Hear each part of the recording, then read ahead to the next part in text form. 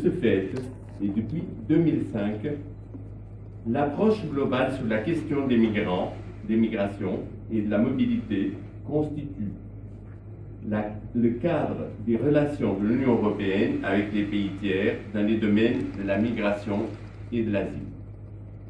Plusieurs processus de coopération entre l'Union européenne et les pays africains à différents niveaux, comme c'est le cas du processus de Rabat, s'appuient sur cette stratégie globale qui fait aussi partie de la politique étrangère et de la politique de coopération au développement de l'Union européenne.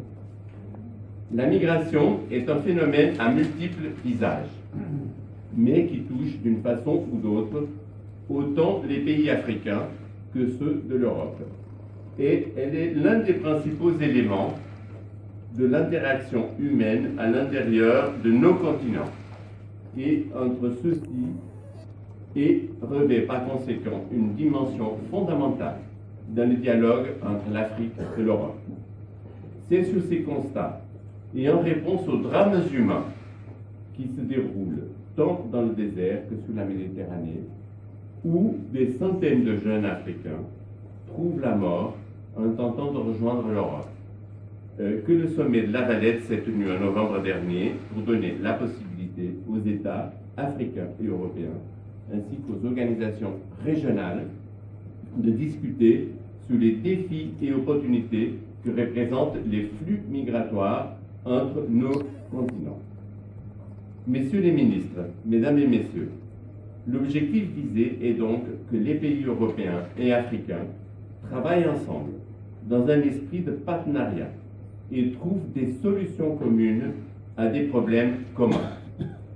Les recommandations de La Valette visent ainsi à développer les activités et les cadres de coopération existants, en mettant l'accent sur plusieurs domaines qui seront développés au cours des présentations pendant ces 2 jours. Par ailleurs, ce rassemblement d'acteurs clés nous donne l'occasion d'approfondir la réflexion sur un renforcement de la coordination au sein d'un cadre de concertation migration qui sera discuté demain en ayant la zone du Sahel comme point de mire.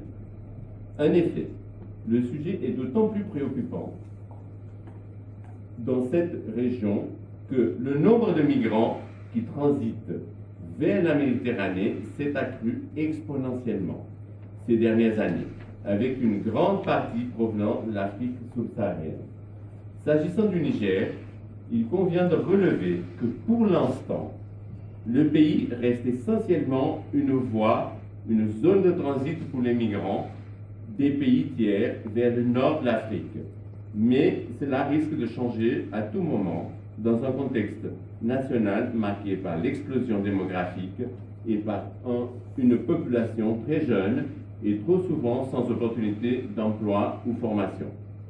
Dans ce contexte, plusieurs axes d'intervention sont proposés ou sont en gestation.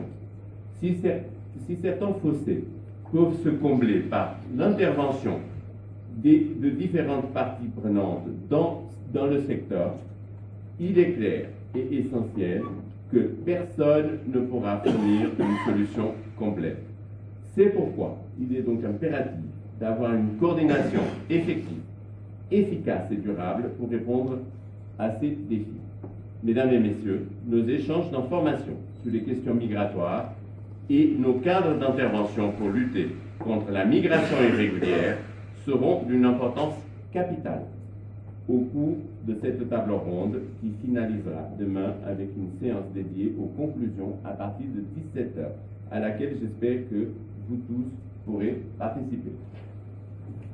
Logiquement, ces conclusions devraient converger avec les priorités et recommandations convenues à La Valette et avec son plan d'action qui devrait être mis en œuvre en grande partie grâce au fonds fiduciaire d'urgence institué lors de ce sommet. Permettez-moi d'indiquer que ce fonds est doté de 1,8 milliard d'euros pour les régions du Sahel, la Corne et le nord de l'Afrique, et couvre plusieurs axes d'intervention destinés à s'attaquer aux problèmes de stabilité et aux causes profondes l'immigration irrégulière et à venir, au secours des populations dans leur foyer d'origine. Cette stratégie va s'organiser autour des 4 objectifs suivants. Le premier est le développement socio-économique et la création d'emplois. Le second, c'est le renforcement de la résilience en termes de sécurité alimentaire et des services sociaux de base.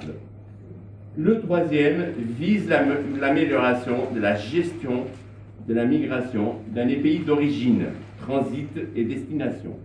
Et le dernier concerne l'amélioration de la gouvernance en relation avec la migration irrégulière. Permettez-moi de relever que cette table ronde sur la migration constitue une grande première en la matière, car c'est la première fois qu'une instance de ce genre est organisée au Niger sur la problématique que constitue la migration. Le caractère exceptionnel de cet événement coïncide avec les perspectives relevées à la Valette et les réponses les plus adéquates à apporter aux causes profondes de l'immigration, la pauvreté et l'instabilité. Elle nous offre donc une réelle opportunité et un espace de collaboration constructive nous permettant non seulement d'échanger des informations sur nos projets respectifs, mais plus encore d'optimiser nos réponses aux défis migratoires qui s'imposent à nous.